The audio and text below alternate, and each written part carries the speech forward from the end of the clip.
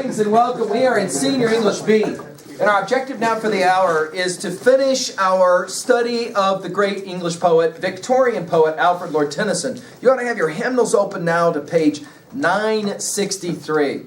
We're going to look at now another really important offering of Tennyson's. We're going to do a little bit non-traditional here in terms of our approach to this text, however. We're going to look at this text through a little bit of technology. I've got a video performance of this poem being read for you, and I want you to just pay attention to now the following kinds of questions. So you're going to want to write some things down in your annotations, all right?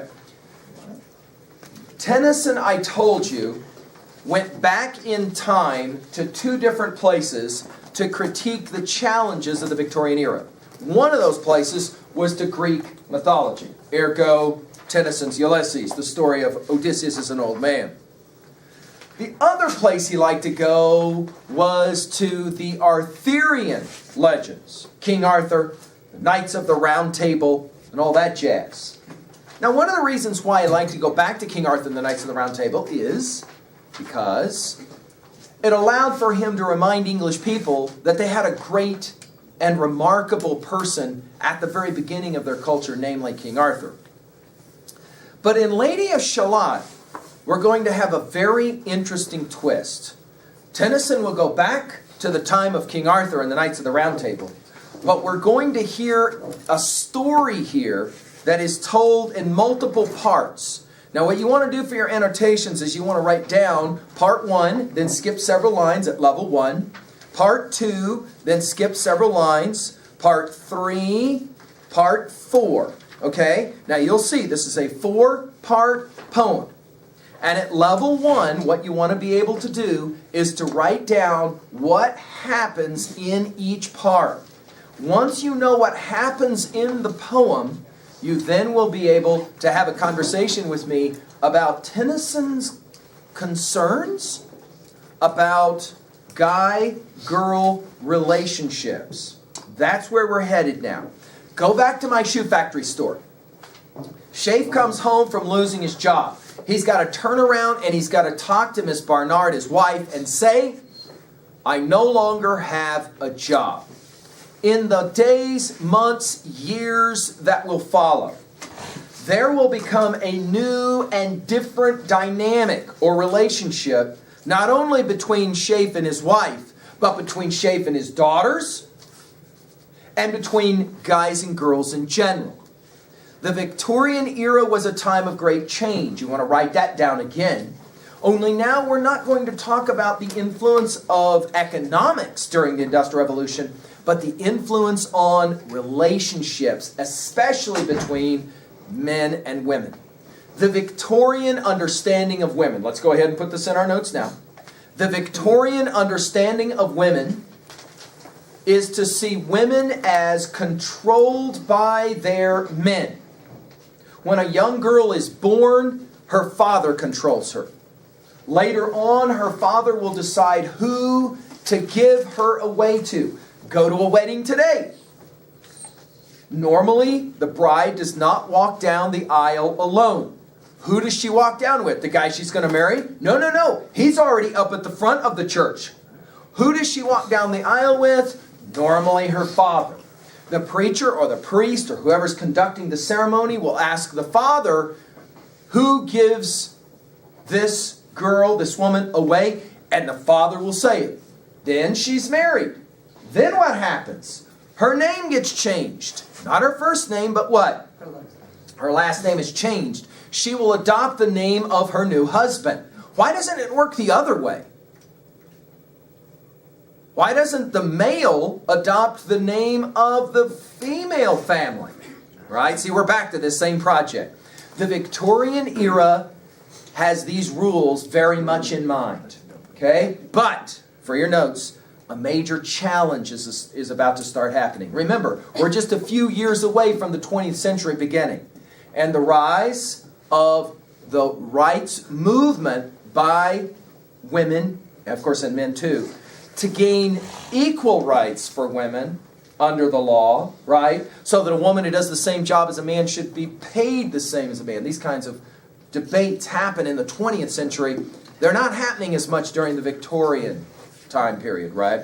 Now, when we look at the Lady of Shalott, we're going to find an interesting way that Tennyson plays this game of the relationship between guys and girls. What we're going to do now is we're going to have a little video performance. All I need you to do is to simply read along while you're listening to this performance. Unless you want to watch, because you've already read it, take a few notes as you go. There will be a little bit of introductory materials here. A magic web, a curse, a mirror filled with shadows, and a beautiful woman trapped inside a castle. Does a knight in shining armor rescue her? This beautiful woman, the Lady of Shalott, eventually chooses her own destiny and breaks free. But her choice is tragic. The narrative poem, The Lady of Shalott, tells us her story. Alfred Lord Tennyson wrote The Lady of Shalott during the Victorian era, a time when poetry thrived. From the 1830s to the turn of the next century, Victorians developed their image of the ideal woman, spiritual and mysterious and dedicated to her womanly tasks. The Lady of Shalott embodies these qualities. Tennyson based his poem on Arthurian legends, of which he once said, "There is no grander subject in the world." Many have agreed. His poem has inspired dozens of artists to portray the Lady of Shalott. One of these was award-winning illustrator Charles Keeping. In the video you're about to see, Charlotte Cornwell reads The Lady of Shalott over Keeping's shadowy, sepia-toned drawings. The reading and the drawings together set a sad and sweet mood in a fairy tale setting. When you read the poem, what images came to your mind? Compare these with the ones evoked by Keeping and Cornwell. And now, The Lady of Shalott. The Lady of Shalott by Alfred Tennyson. Part 1. On either side the river lie long fields of barley and of rye that clothe the wold and meet the sky, and through the field the road runs by to many-towered Camelot. And up and down the people go, gazing where the lilies blow round an island there below, the island of Shalott. Willows whiten, aspens quiver, little breezes dusk and shiver through the wave that runs forever by the island in the river, flowing down to Camelot. 4 grey walls and 4 grey towers overlook a space of flowers, and the silent isle embowers the Lady of Shalott. By the margin, willow veiled, slide the heavy barges trailed by slow horses, and unhailed the shallop flitted silken sailed, skimming down to Camelot.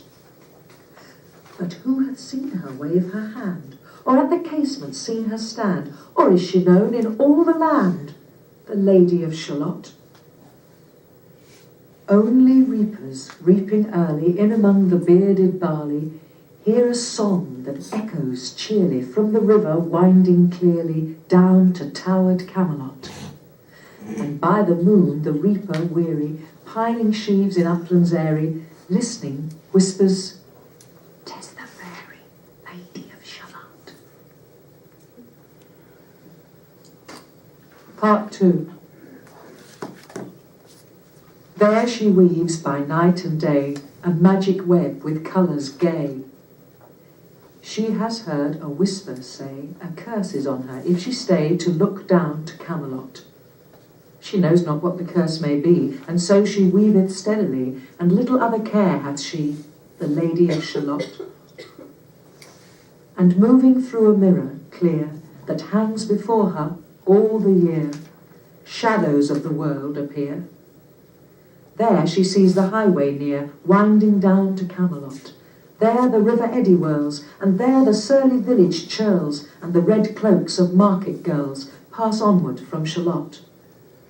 Sometimes a troop of damsels glad, an abbot on an ambling pad, sometimes a curly shepherd lad, or long-haired page in crimson clad goes by to towered Camelot.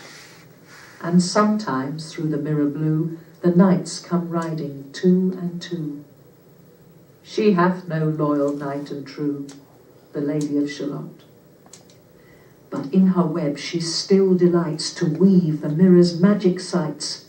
For often through the silent nights a funeral with plumes and lights and music went to Camelot.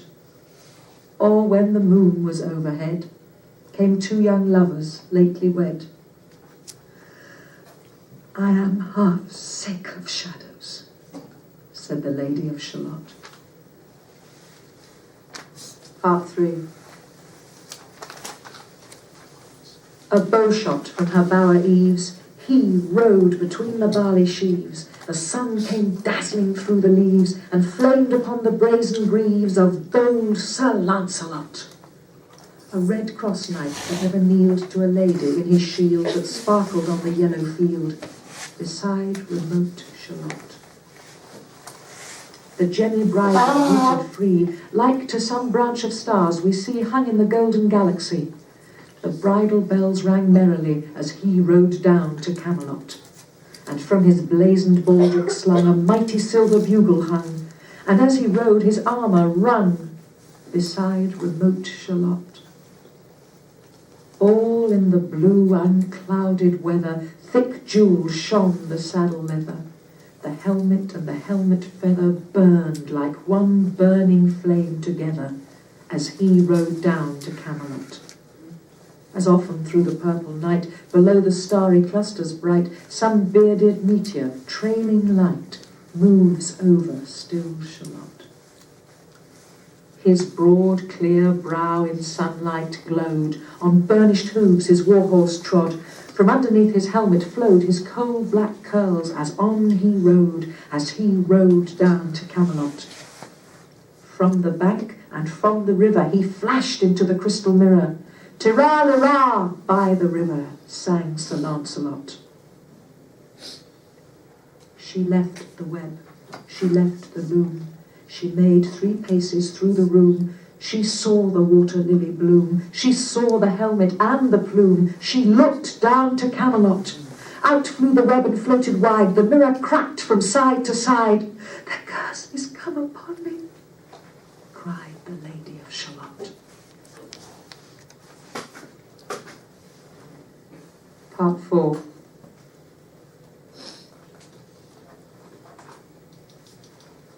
In the stormy east wind straining, the pale yellow woods were waning, the broad stream in his banks complaining, heavily the low sky raining over towered Camelot. Down she came and found a boat beneath a willow left afloat, and round about the prow she wrote, the Lady of Shalott. And down the river's dim expanse, like some bold seer in a trance, seeing all his own mischance, with a glassy countenance did she look to Camelot. And at the closing of the day, she loosed the chain, and down she lay. The broad stream bore her far away, the Lady of Shalott. Lying, robed in snowy white that loosely flew to left and right, the leaves upon her falling light. Through the noises of the night she floated down to Camelot. And as the boat head wound along the willowy hills and fields among, they heard her singing her last song, the Lady of Shalott. Heard a carol, mournful, holy, chanted loudly, chanted lowly, till her blood was frozen slowly, and her eyes were darkened, wholly, turned to towered Camelot. For ere she reached upon the tide the first house by the waterside, singing in her song, she died, the Lady of Shalott. Under tower and balcony, by garden wall and gallery, a gleaming shape she floated by, dead pale between the houses high, silent, into Camelot. out upon the walks they came, knight and burgher, lord and dame, and round the prow they read her name, the Lady of Shalott. Who is this, and what is here? And in the lighted palace near died the sound of royal cheer, and they crossed themselves for fear, all the knights at Camelot. But Lancelot mused a little space. He said, "She has a lovely face. God in his mercy lend her grace, the Lady of Shalott." So now that you have, had one presentation, let's go to look at this text now one more time. So go ahead and now flip back to the beginning of the poem. You have a sense now of the basic events of the poem. This is a poem of 4 parts. What you need to be able to do at level 1 now quickly is to be able to summarize each one of those 4 parts. We're going to give you now this reading one more time. And in the second rendering now, a different rendering, you will have already an idea of what happens in the poem. So I want you to begin to write down what specifically is going on. Okay? You understand now how the poem ends. What happens to the Lady of Shalott? She dies why? She dies why? She's not supposed to do something and she does that something. What is it that she's not supposed to do that she does? Question 1. Question 2, why does she do it? Who is to blame for the Lady of Shalott's death? By the end of our second reading, we're gonna have an answer to that. And then finally, who is the last person to speak in the poem? Who speaks last in the poem? Lancelot. And what does he say about this girl? Wow, she's hot. Wow, she's hot. Has he ever seen her before in his life? Never. Does he even know who she is? No. Not at all. Is he aware that he's the reason she's dead? No. Is it possible that girls at Worland High School go for guys they know are going to destroy them, and they do it anyway? How do you account for that? How do you account for the fact that the guy, Lancelot, means the end of the girl? Does he mean to do it? Is it Lancelot's fault? Let's go ahead and listen one more time. Here we go. The Lady Shalott, follow along, pen in hand, and I want you to write down now what happens in each one of these parts. All right? So here we go. We'll listen to it, then we'll debate. The Lady of Shalott by Alfred Lord Tennyson. Part 1. On either side the river lie long fields of barley and of rye that close the wold and meet the sky. And through the field the road runs by to many towered Camelot. And up and down the people go, gazing where the lilies blow, round an island there below, the island of Shalott. Willows whiten, aspens quiver, little breezes dusk and shiver through the wave that runs forever by the island in the river, flowing down to Camelot. 4 grey walls and 4 grey towers overlook a space of flowers, and the silent isle embowers the Lady of Shalott. By the margin, willow-veiled, slide the heavy barges trailed by slow horses, and unhailed the shallop flitteth silken-sailed, skimming down to Camelot. But who hath seen her wave her hand, or at the casement seen her stand? Or is she known in all the land, the Lady of Shalott? Only reapers, reaping early in among the bearded barley, hear a song that echoes cheerly from the river winding clearly down to towered Camelot. And by the moon the reaper, weary, piling sheaves in uplands airy, listening whispers, "'Tis the fairy lady of Shalott." Part 2. There she weaves by night and day a magic web with colors gay. She has heard a whisper say, a curse is on her if she stay to look down to Camelot. She knows not what the curse may be, and so she weaveth steadily, and little other care hath she, the Lady of Shalott.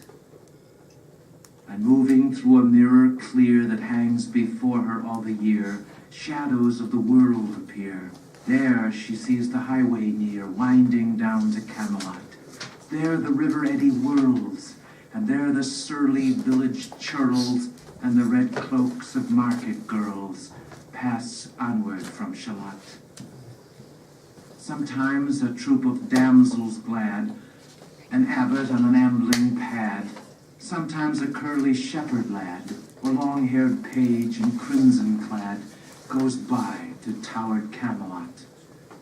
And sometimes through the mirror blue the knights come riding, two and two. She hath no royal knight in true, the Lady of Shalott. But in her web she still delights to weave the mirror's magic sights, for often through the silent nights of funeral, with plumes and lights and music, went to Camelot. Or when the moon was overhead, came two young lovers lately wed. I am half sick of shadows, said the Lady of Shalott. Part 3. A bow shot from her bower eaves, he rode between the barley sheaves. The sun came dazzling through the leaves and flamed upon the brazen greaves of bold Sir Lancelot. A red-crossed knight forever kneeled to a lady in his shield that sparkled on the yellow field beside remote Shalott. The gemmy bridle glittered free, like to some branch of stars we see hung in the golden galaxy. The bridle bells rang merrily as he rode down to Camelot. And from his blazoned baldric swung a mighty silver bugle hung, and as he rode his armor rung beside remote Shalott. All in the blue unclouded weather, thick jeweled shone the saddle leather. The helmet and the helmet feather burned like one burning flame together as he rode down to Camelot. As often through the purple night, below the starry clusters bright, some bearded meteor trailing light moves over still Shalott. His broad clear brow in sunlight glowed, on burnished hooves his war horse trode. From underneath his helmet flowed his coal black curls, as on he rode down to Camelot. From the bank and from the river he flashed into the crystal mirror. Tira, lira, by the river sang Sir Lancelot. She left the web, she left the loom. She made 3 paces through the room. She saw the water lily bloom. She saw the helmet and the plume. She looked down to Camelot. Out flew the web and floated wide. The mirror cracked from side to side. The curse is come upon me, cried the Lady of Shalott. Part 4. In the stormy east winds straining, the pale yellow woods were waning, the broad stream in his banks complaining, heavily the low sky raining over towered Camelot. Down she came, and found the boat beneath a willow left afloat, and round about the prow she wrote, the Lady of Shalott. And down the river's dim expanse, like some bold seer in a trance, seeing all his own mischance, with a glassy countenance did she look to Camelot. And at the closing of the day she loosed the chain, and down she lay. The broad stream bore her far away, the Lady of Shalott. Lying robed in snowy white, that loosely flew to left and right, the leaves upon her falling light. Through the noises of the night she floated down to Camelot. And as the boat head wound along the willowy hills and fields among, they heard her singing her last song, the Lady of Shalott. Heard a carol mournful, holy, chanted loudly, chanted lowly, till her blood was frozen slowly, and her eyes were darkened wholly, turned to towered castle. For ere she reached upon the tide the first house by the waterside, singing in her song, she died, the Lady of Shalott. Under tower and balcony, by garden wall and gallery, a gleaming shape she floated by, dead pale between the houses high, silent into Camelot. Out upon the wharfs they came, knight and burgher, lord and dame, and round the prow they read her name, the Lady of Shalott. Who is this? And what is here? And in the lighted palace near died the sound of royal cheer, and they crossed themselves for fear, all the knights at Camelot. But Lancelot mused a little space. He said, she has a lovely face. God in his mercy, lend her grace, the Lady of Shalott. Now let's go ahead and take a look at the poem that's on the effacing page. Do that now with me. And let's take a look at Tears real quickly. And we're just going to listen to this one, okay? Tears, idle tears. You ought to have an annotation out for that one. And then we're maybe going to treat some of these together. We'll maybe even ask you, what are some similarities between these two texts, right? Here we go. Are you ready?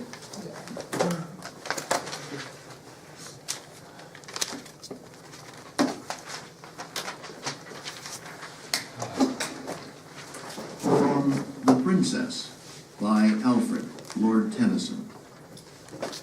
The Princess, 1847, is a long narrative poem that contains a number of songs. Some of these songs, including the one that follows, are considered to be among the finest of Tennyson's lyrics. Tears, idle tears. Tears, idle tears, I know not what they mean. Tears from the depth of some divine despair rise in the heart and gather to the eyes, in looking on the happy autumn fields and thinking of the days that are no more.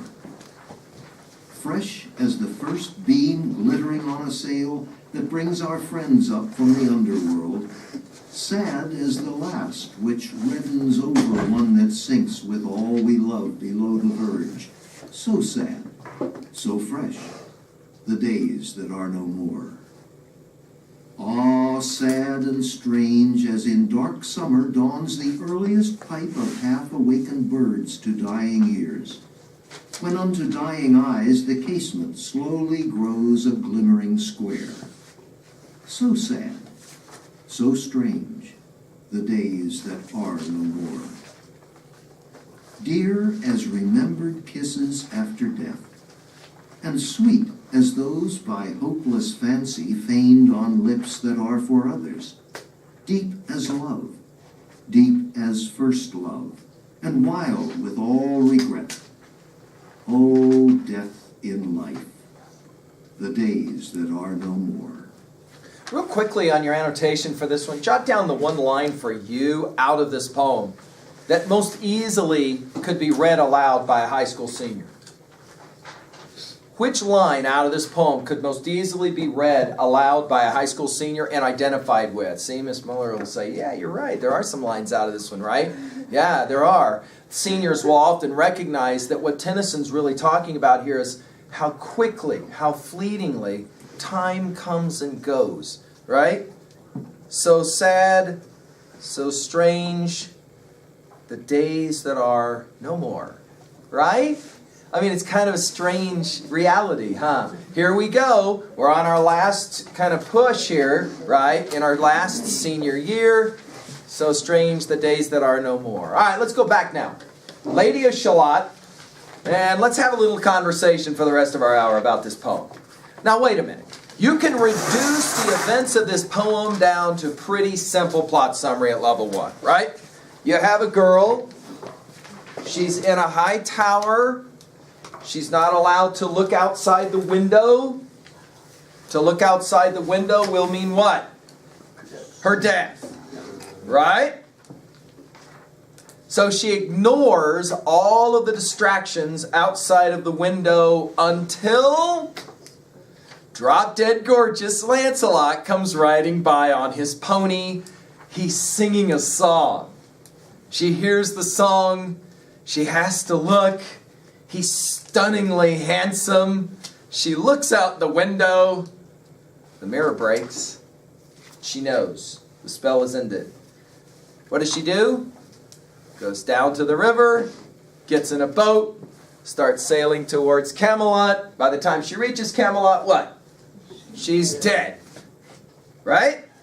All the people come out to look at this beautiful girl, and it's Lancelot who says, "Wow, she's hot. I wish I could have got to know her." End of poem. Now let's go to work at level 2. What is this poem really about? I mean, of course, it's about a story of a girl who's under a spell, and the spell is, in fact, going for her to come to fruition by her looking out a window and seeing the drop-dead gorgeous Lancelot. By the way, what do we know about Lancelot? Tennyson's playing an interesting game. What do we know about this cat? Do you remember from our study of King Arthur and the Knights of the Round Table? What is it that Lancelot is most known for, other than the fact that he's the best fighter warrior? What's the other thing? He hanky-pankies, right? He's stunningly handsome. And of course, who is the one he hanky-pankies with that's the big no-no? Arthur's wife, Queen Guinevere, right? You'll remember that, right? So this is one of those situations where Lancelot, for lack of a better phrase, is what we might call today a player. Can we just say it that way? Lancelot is a player. He is a guy that enjoys girls as conquest. He sees a girl, he likes the girl, let's try and get the girl, right? Lancelot is the one responsible for what in this poem? The death of who? The girl. She doesn't really know Lancelot, but she's attracted to him. And the attraction ultimately leads to her question. For your notes, go ahead and write down an answer.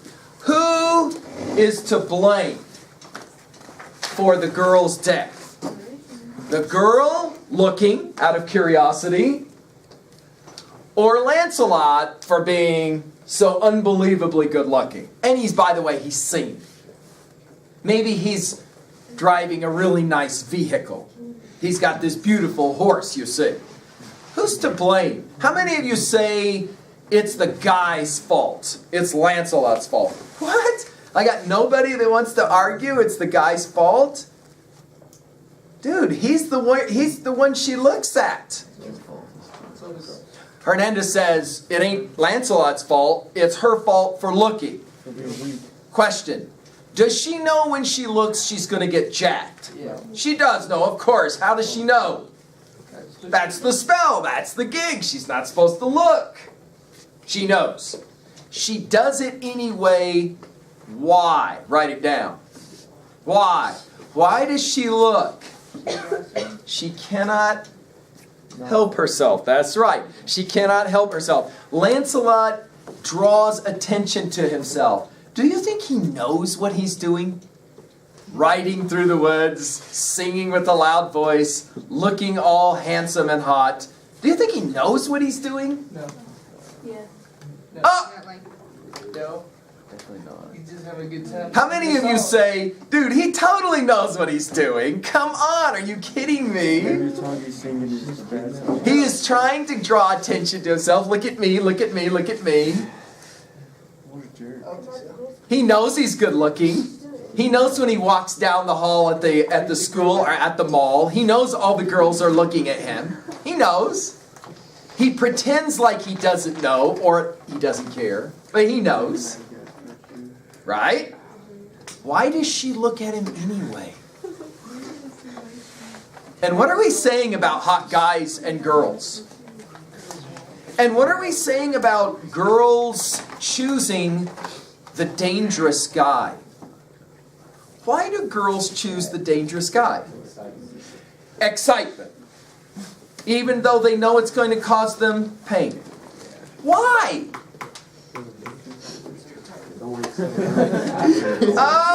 You're saying girls do this consciously or unconsciously? All right, here we go. Now's the real question. Bobby said,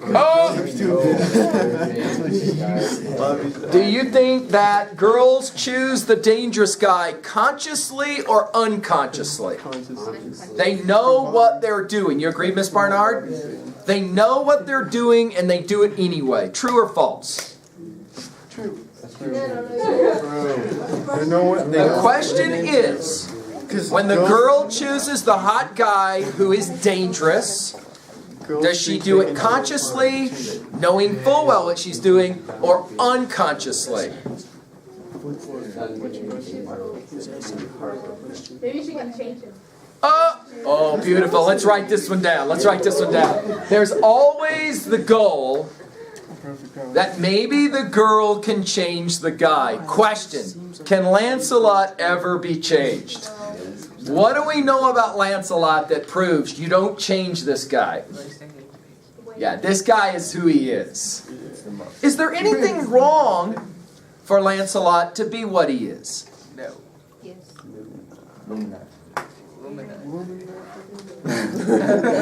He's a guy.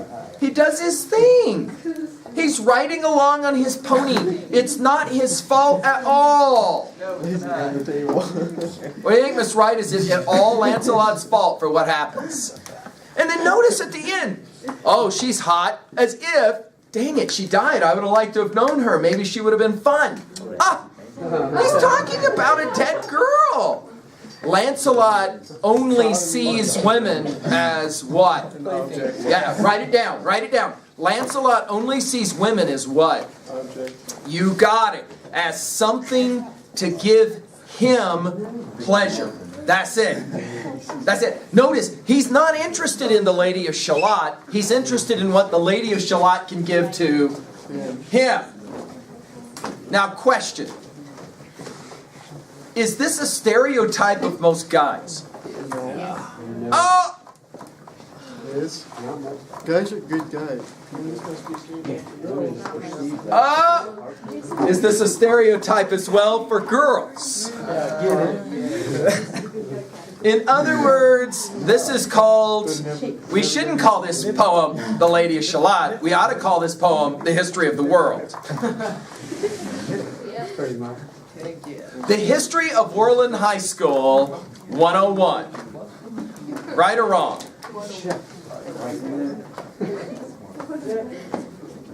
Why do you think in the end the girl goes for it?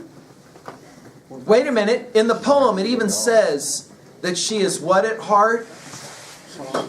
She says what about her life? I'm sick at heart. It's like this. My life is so boring. Do you think the girl chooses the dangerous guy because she doesn't like boring? She wants a thrill. She wants excitement, or does she not know? She really doesn't know.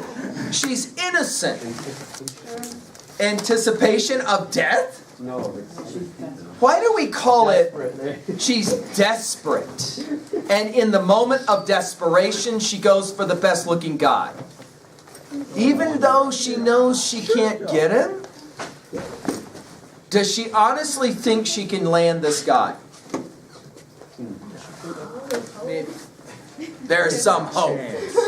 It's a chance. It's the old "you're telling me I got a chance" line.